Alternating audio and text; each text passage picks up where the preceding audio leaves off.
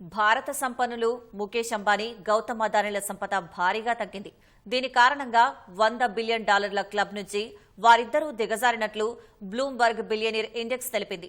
వ్యాపార పరంగా ప్రస్తుతం వారు ఎదుర్కొంటున్న పరిస్థితులే వారి సంపద తగ్గడానికి కారణమని వెల్లడించింది.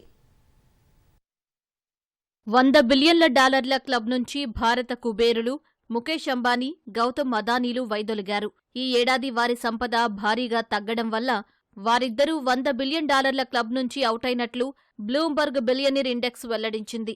ఈ ఏడాది చివర్లో వ్యాపారపరంగా వారు ఎదుర్కొంటున్న ఒడిదుడుకులే ఇందుకు కారణమని వెల్లడించింది. రిలయన్స్ ఇండస్ట్రీస్ అధినేత ముఖేష్ అంబానీ సంపద ఈ ఏడాది జులైలో $120.8 బిలియన్ ఉండగా డిసెంబర్ 13 నాటికి $96.7 బిలియన్ పడిపోయినట్లు బ్లూంబర్గ్ పేర్కొంది.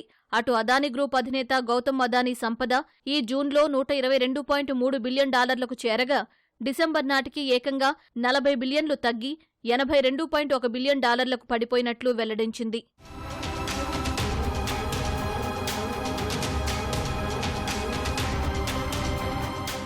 రిలయన్స్ ఇండస్ట్రీస్కు చెందిన రిటైల్, ఎనర్జీ విభాగాలు ఆశించిన మేర రాణించకపోవడంతో అంబానీ వ్యక్తిగత సంపదలో క్షీణత కనిపించినట్లు బ్లూంబర్గ్ సంస్థ పేర్కొంది.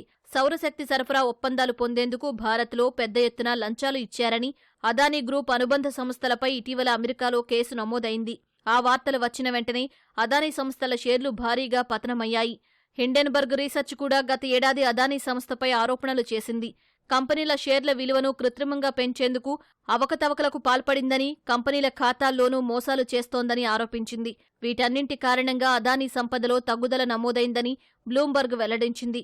అదానీ గ్రూప్పై వచ్చిన ఆరోపణలు వచ్చే ఏడాది కూడా ఆ సంస్థ మార్కెట్ విలువపై ప్రభావం చూపే అవకాశం ఉందని అంచనా వేసింది.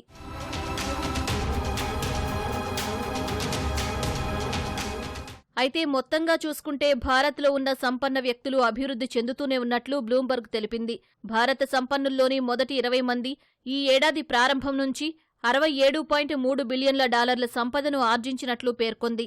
వీరిలో హెచ్సిఎల్ టెక్నాలజీ వ్యవస్థాపకుడు శివ్ నాడర్ $10.8 బిలియన్, జిందాల్ గ్రూపునకు చెందిన సావిత్రి జిందాల్ $10.1 బిలియన్ ఆర్జించినట్లు వెల్లడించింది.